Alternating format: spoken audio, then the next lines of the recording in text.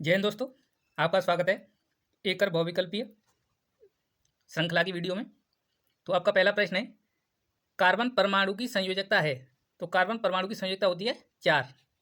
दूसरा प्रश्न है आपका, प्रोपेन का आणविक सूत्र C3H8 है, इसमें कितने सहसंयोजक आबंध होंगे? तो इसमें 10 सहसंयोजक आबंध होंगे।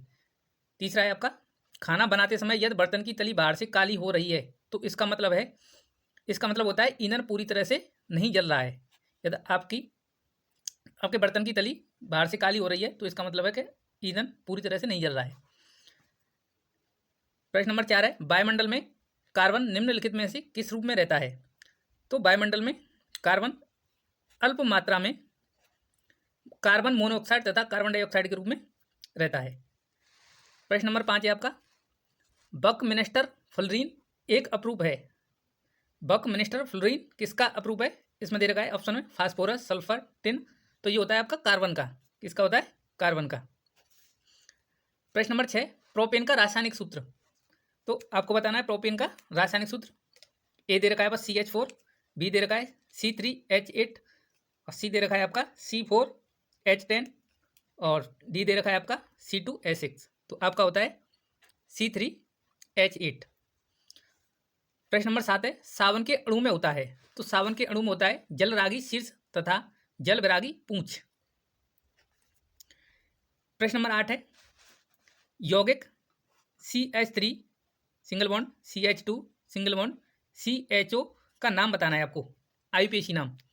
तो ये होता है आपका एथेनॉल। प्रश्न नंबर 9 है, प्रयोगशाला में सर्वप्रथम बनने वाला कार्बनिक यौगिक का नाम क्या है? तो प्रयोगशाला में सर्वप्रथम जो कार्बनिक यौगिक बना था वो बना था आपका यूरिया। प्रश्न नंबर 10, कौन सा कार्बनिक यौगिक असंतृप्त यौगिक है? तो असंतृप्त यौगिक कार्बनिक यौगिक 2 प्रकार के होते हैं, एक संतृप्त होता है, एक होता है आपका असंतृप्त। तो असंतृप्त कार्बनिक यौगिक होता है आपका एथिलीन। प्रश्न नंबर 11, निम्नलिखित में से सजातीय युग्म बताना है आपको। तो HCHO तथा CH3CHO, सी वाला ऑप्शन सही होगा आपका। प्रश्न नंबर 12 है आपका, निम्नलिखित यौगिक में एल्कोहलीय समूह उपस्थित होता है। तो हमें पता है कि एल्कोहलीय समूह जिसमें OH जुड़ा हुआ होता है उसको हम एल्कोहलीय समूह कहते हैं, जिस एल्केन के साथ OH समूह जुड़ा हो। तो ये हो जाएगा आपका बी वाला ऑप्शन, बिल्कुल सही हो जाएगा। 13वां क्वेश्चन आपका, ब्यूटेनॉन में क्रियात्मक समूह है। तो ब्यूटेनॉन में क्रियात्मक समूह हो जाएगा आपका C11O। प्रश्न नंबर 14, एसिटिक अम्ल का आईयूपीएसी नाम। तो एसिटिक अम्ल का आईयूपीएसी नाम होता है एथेनोइक अम्ल। प्रश्न नंबर 15 है आपका, एथेनोइक अम्ल सही, एथेनोइक अम्ल का सूत्र ये होता है आपका CH3COOH। प्रश्न नंबर 16, एथिल एल्कोहल का आईयूपीएसी नाम। तो एथिल एल्कोहल का आईयूपीएसी नाम होता है आपका एथिनॉल। आईयूपीएसी का फुल फॉर्म भी पूछ लेता है आपसे। तो international union pure applied chemistry इसकी फुल फॉर्म होती है। एसिटल्डिहाइड का आईयूपीएसी नाम बताओ। तो एसिटल्डिहाइड का होता है आपका एथिनेल। प्रोपेनल का बताइए। प्रश्न नंबर 18, प्रोपेनल हो जाता है आपका C3H6। प्रश्न नंबर 19, निम्नलिखित में से किस यौगिक में कीटोनी समूह उपस्थित है?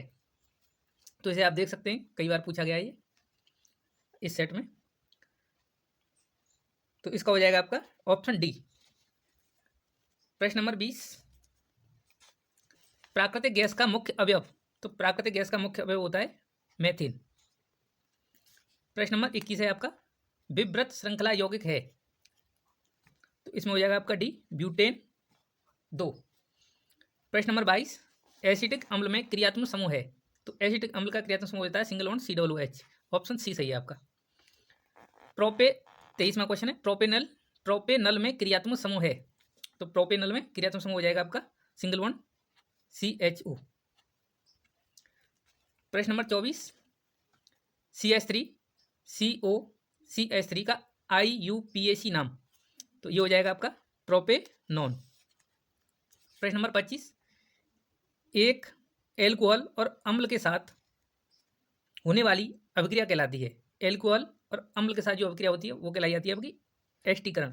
वह अभिक्रिया जो एल्कोहल और अम्ल के साथ होती है एस्टीकरण कहलाई जाती है। प्रश्न नंबर 26, निम्नलिखित में से एल्डिहाइड है, तो इसमें एल्डिहाइड है मेथेनल। प्रश्न नंबर 27 आपका, निम्नलिखित में से असंतृप्त यौगिक है, तो इसमें से असंतृप्त यौगिक है आपका CH3 CH double bond CH2, C option सही है।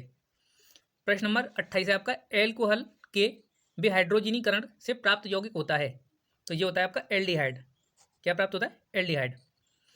प्रश्न नंबर 29, संतृप्त हाइड्रोकार्बन में नहीं होता, तो संतृप्त हाइड्रोकार्बन में C डबल बॉन्ड C नहीं होता है, ऑप्शन डी। प्रश्न नंबर 30, निम्नलिखित में असंतृप्त यौगिक है, तो इसमें असंतृप्त यौगिक है C2H4।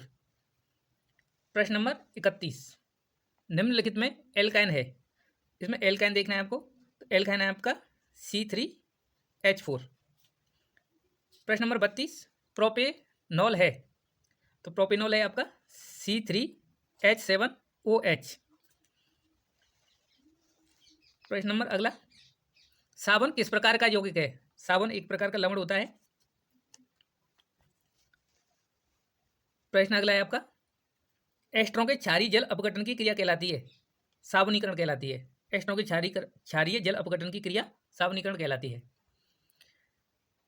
मृत साबुन बनाने के लिए आवश्यक है, ये होता है आपका कास्टिक पोटास। मृत साबुन बनाने के लिए आवश्यक पदार्थ है कास्टिक पोटास, कास्टिक सोडा नहीं। अगला प्रश्न है, सोडियम में जाग उत्पन्न करने वाला पदार्थ, यह आपका होता है रेजिन। प्रश्न नंबर 37, एथिलीन क्षारीय KMnO4 से अभिक्रिया करके उत्पन्न करती है ग्लाइकोल उत्पन्न करती है। एथिलीन क्षारीय KMnO4 के साथ अभिक्रिया करके उत्पन्न करती है ग्लाइकोल। यदि आपको वीडियो पसंद आई हो तो वीडियो को लाइक करें, शेयर करें तथा सब्सक्राइब करें। फिर हाजिर होंगे हम एक नई वीडियो के साथ। धन्यवाद।